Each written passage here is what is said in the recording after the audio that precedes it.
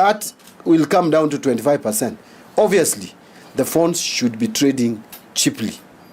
Yeah, with this introduction. I hope I've answered that very clearly. If this bill passes with that provision, the funds should be cheaper. On external satellite internet providers, I wish you brought that suggestion to my team when they were processing the finance bill. But maybe you can discuss it with Mwenda if it is something that they agreed to. It's something we can take up and maybe propose an amendment to Parliament. Fiscal policy reducing poverty. We have a challenge with fiscal policy.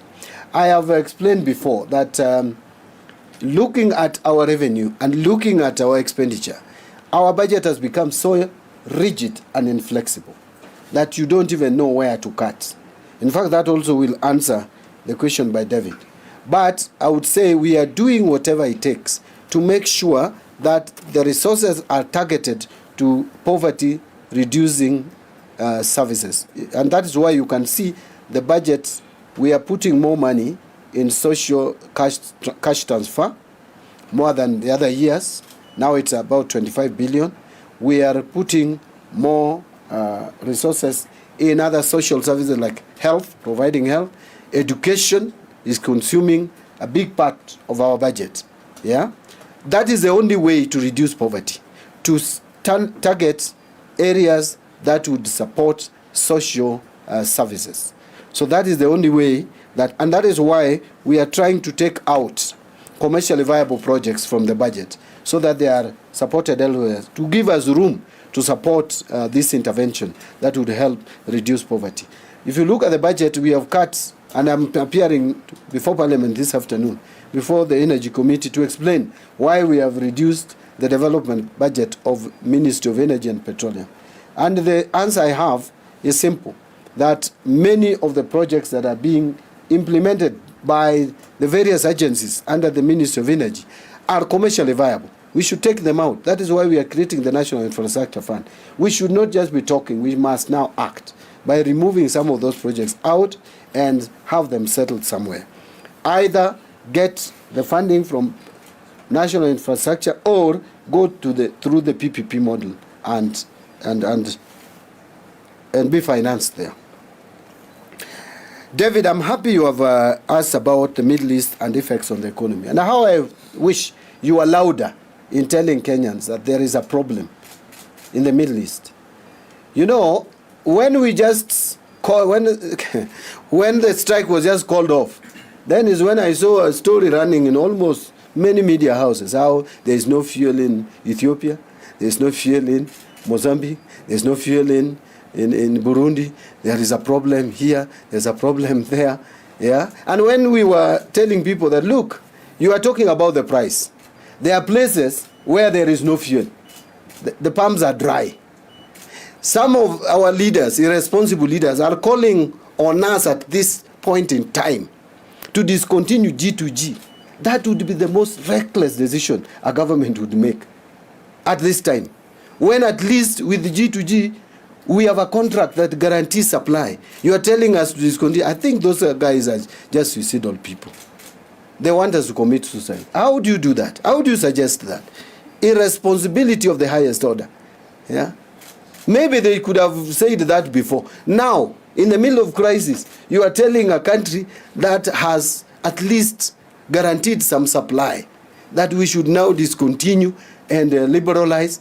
You liberalize to who? Where will they get fuel? If Saudi Aramco cannot get fuel and bring to Kenya, if ADNOC, Abu Dhabi National Oil Corporation, cannot find fuel and bring to Kenya, if ENOC, Emirates National Oil Corporation or company, cannot find fuel, where will small business people find fuel? My friend, I don't know whether some people take their time to really think.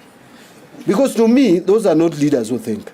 If you are telling Kenyans to discontinue G2G today, you are not a thinking leader. In fact, you should not even, it is a shame even to say you want to lead this country.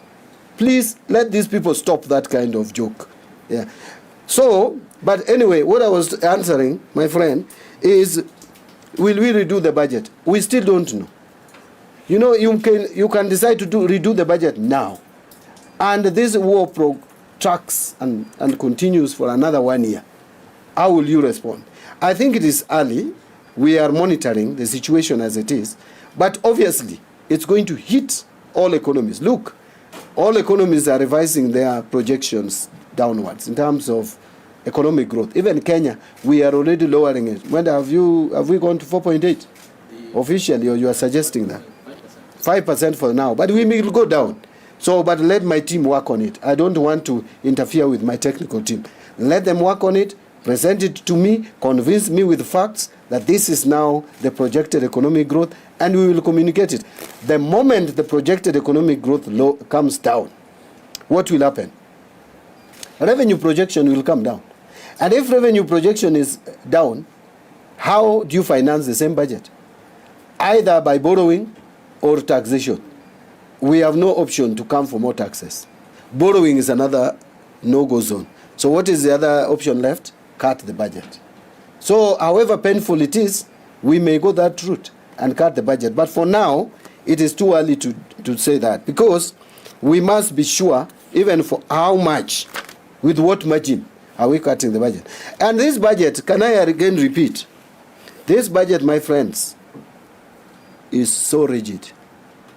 We are projecting, Mwenda with his team projected to me, and I carried that, 3.63 trillion revenue to be collected. That 3.63, 1.5 trillion debt repayment. That one you cannot even negotiate. It is there. And we are praying and working hard that the shilling remains stable. That is again why I'm saying those who are calling on us to discontinue G2G, you want to this economy you want us to commit suicide with this economy, and we will not allow it. The shilling, we don't want the shilling to depreciate unnecessarily, because that would raise the price or the cost of servicing our debt from 1.5 trillion to a higher figure. But for now, 1.5, leaving you with about 2.1. That 2.1, 1 trillion goes to paying salaries, not negotiable. You remain with about 1.1. 420 will go to counties, minimum. You remain with less than 700 billion. CDF will take another 61 billion. Then cash transfers to the elderly, 25. Primary health care will be 19. Then there is fertilizer subsidy, 18 billion. There will be emergency, chronic, and critical, 4 billion. Capitation to free-day secondary school, 54 billion. Capitation to JSS, 31 billion. Capitation to primary school, 7 billion. I have not even gone into buying equipment for our security. KDF, you know, the budget for KDF is about 200 and something billion. The entire energy, but that includes salaries. The entire budget for security, including salaries, 566 billion. My friend, where is the money? Where do you even cut? So sometimes you shout very loudly, cut the budget, cut the budget. I'm looking at you, I'm like, oh, okay. Maybe you don't know what I know. Cutting this budget is very difficult. It is inflexible, it is rigid. We have boxed ourselves here. We must find ways of coming out of it. And the only way to come out of it is not to politicize the economy. Let's see how to manage this economy better. Yes, we have come out of some almost very unfortunate situation we almost found ourselves in. That is debt default. But we are not off the hook yet. Consistently, if we remain to the course, we will come out in a few years, maybe 6, 7, maximum 8 years, out of this mess that we are in. I want to stop there. If there is any further question, maybe 1 or 2, I'll take, then we close. Someone brought to my attention discussion around sugar cane transportation to farms, animal feeds. We are putting those items under exempt, so there will be no tax. But we are also saying that there are some provisions that were put, like transport of sugarcane was a mistake that was put in 2021, that they were put under zero rating. It's complicated. How do you even start calculating input tax on sugarcane? So to avoid unnecessary computations and complications, put them under exempt. put the inputs also under exempt. So the net effect will be zero. So there is nothing to worry about in those lines. I think those are just sensationalists, people who are bringing issues that don't make sense at all. I want to end it there unless one more question or two. Maredeka. On the OMC's, no, but yeah, by the way, I have to ask you to also come. The oil marketing, I will check. I know there are some areas that have not been paid. It cannot be 20B because, first of all, the money we had, the budget was just about 17 billion. And we have not even exhausted it. But we will check if there is arrears, then we make sure they are paid. And we don't want, we want uninterrupted supply of fuel in this country. So we'll take any measure necessary to make sure that that is not disrupted. Mwenda, can you address the first question on VAT on payment service providers? Yeah, thank you, CS. On the VAT on payment service, on the payment service providers, first is to observe, to note that the financial services are not subject to that VAT. And therefore, money transfer services, which we define as a financial service, is not subject to that. And therefore, since M-Pesa or other like Airtel are deploying their own tools to provide that money service, those are not the target for this. Remember, if you look at our national tax policy, and our medium-term revenue strategy, the objective is to make sure that everybody earning an income should pay tax. Anybody making money out of this economy should pay that money, the tax that is due to government. And therefore, those who are layering their solutions, ICT solutions, or some software layering, onto that service, those are the target, to ensure that everybody pays an equal share. And that's the only way we will then ensure fairness in the system. So I'll stop there, but I'm happy, I'm sure I've explained to some of you, and that remains our position, and to assure you that there's going to be regulations or clarifications through the instruments that we'll issue to better clarify that. Thank you. Thank you, Mwenda. I think we are just done. But looking at it, ladies and gentlemen, even from the way you have asked questions, do you think there's a problem with this bill? Yeah, let's just be honest. I mean, we were here in 2023, we were here in 2024, and we are here today. Let's just be honest. I mean, if there is a problem, I will deal with it, because that is why I'm being paid by the people of Kenya. I am not paid here to just do nothing. Yes, I know I also do some little politics here and there, but I can chew the gum and scale the stairs. You know, I keep on telling people what I do with my time. What is it that you have a problem with?